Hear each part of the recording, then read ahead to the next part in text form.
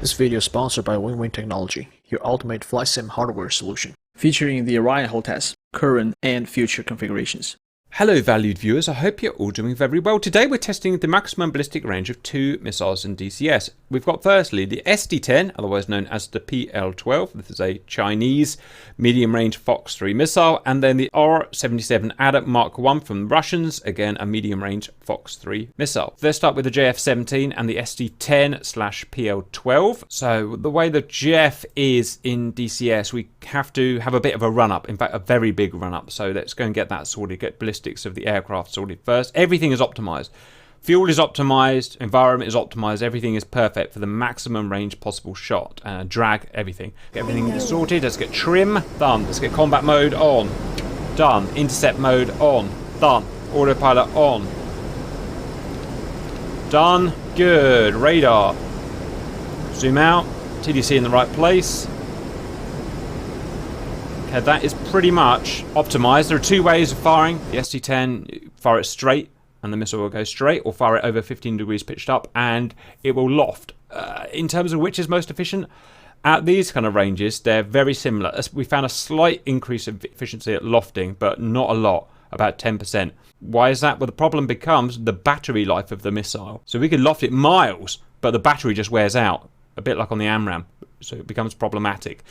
Also, the maximum scan range of the radar in this aircraft is 80 miles. We can't look any further than that. So the maximum is already 80 miles. So it shows the kind of problems that we're going to face today. The next thing we're going to do is get roughly within range, make sure we're topped out. Okay, we'll start getting prepped there. We're at Mach 1.44, which is our max for the, Vmax for the aircraft in this configuration. About Mach 1.6 if it was completely clean. Weapon is ready to fire. I'm going to turn my altitude off. Slight dive to get some extra speed up to Mach 1.5, I think. Okay, should be coming on the scanner now. Climb and fire is going to be the most efficient way of doing this. So, unpause. Lock. Climb. Mach 1.5. 15 degrees. Go, go, go, go. Quick, quick, quick, quick, quick, quick, quick, quick, quick, quick, quick, quick. And fire at 75.5 nautical miles, which should, if it hits, equal our best so far. Unpause. Up goes our missile. Right, let's get the bird settled again. 57,000 feet, so we're above sustainable ceiling at the moment.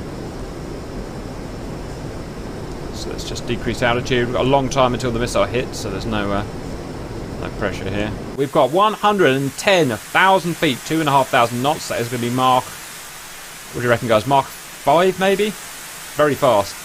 So it's now a race against time. There are plenty of kinematics in this missile. It's the battery life's the problem. The battery has to serve the seeker and the data link back to the mothership. And if that goes, the missile is dead. Retaining lock. Missile's dropping.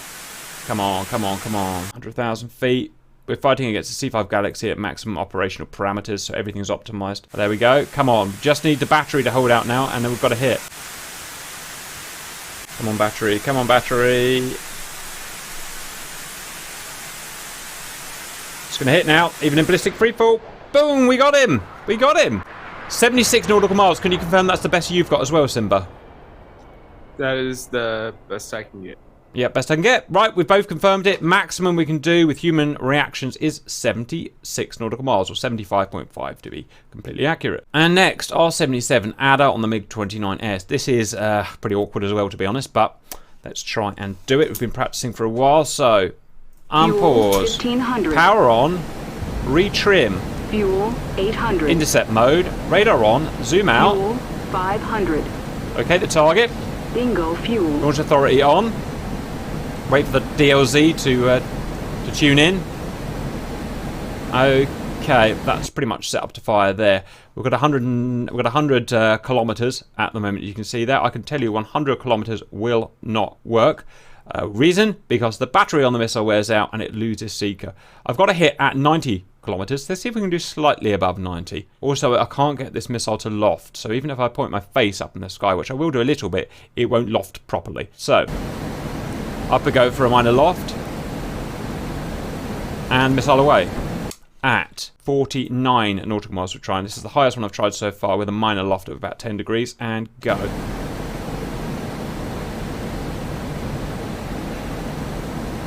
See, even pointing down, it just unlofts itself immediately. It's very frustrating. Missile went over 3,000 knots, so it certainly wasn't a very fast missile.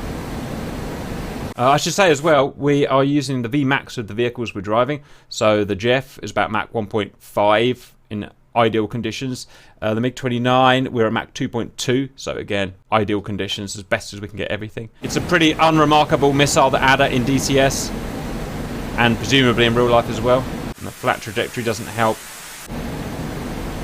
I think this might be the longest one we've got so far, or is it just going to dip under? Place your bets now, valued viewers. Again, not the kinematics, it's the battery, it's the problem.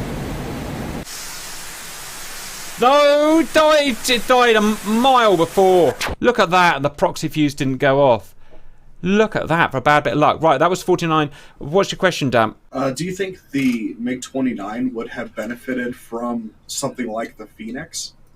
Well, it wouldn't have been. The answer is no, because it wouldn't have been able to carry it. They did have Phoenix. They had R-70. They had R-37 and another one. I forgot the name. R-35 maybe. So they had a Russian re-engineered Phoenix already. The problem is you need a massive fighter built around it. They had the Fox Spat and they had the Fox Hound, whereas America had the F-14. So you simply couldn't operate such heavy missiles from such a small plane, unfortunately. Rather than copying the AMRAAM, they went their own way and made the Adder, which is a much inferior missile to the AMRAAM, especially in terms of range. They would have done better to copy the AMRAAM better and make an AMRAAM ski that could go twice as far as the Adder, like the AMRAAM does. That's what they should have done, but there you go. Let's try that. Up we go, 10 degrees, missile out, 48. So 1 mile in this time, 1 mile in. Off we go. Let's fall. No, it's fallen again. No, it hasn't. It's died. Oh, come on! Oh, Jesus H. 10 degrees. 45. 45. I think this is what I did before in testing. Yeah, it's got him. Boom. 45 miles, guys. 45 miles. Right, let's go and look at our final scores. Welcome back, valued viewers. Yes, I've been pointed out that the R-77 does have better maneuverability than the AMRAAM, and it absolutely does. And it does in game as well. But we've found almost always range is the thing that you want, range and speed, rather than the maneuverability of the missile. Okay, guys, so SD-10 did pretty poorly. Just runs out of battery too quickly. It's got a poor battery, and the radar is limited. We can only see the bad guy at 80 miles. It takes a few miles to get in position to fire. So the maximum possible is 76 miles without a tailwind, which is 12 miles shorter than the AMRAAM, which also has a battery life problem. It's slightly faster, lofts slightly more efficiently. R-77 is the poorest of them all, and I'm sure we've all thought it would be, at 45 nautical miles in optimum perfect conditions. Battery life is your problem, and we can't get it to loft, and we're not sure it would help, even if it did, because of the terrible battery. Right, guys, there we have pretty much all the missiles we're ever going to want to test. Any feedback from you boys before we sign off? Nope. Nope, I ain't got nothing. And bye!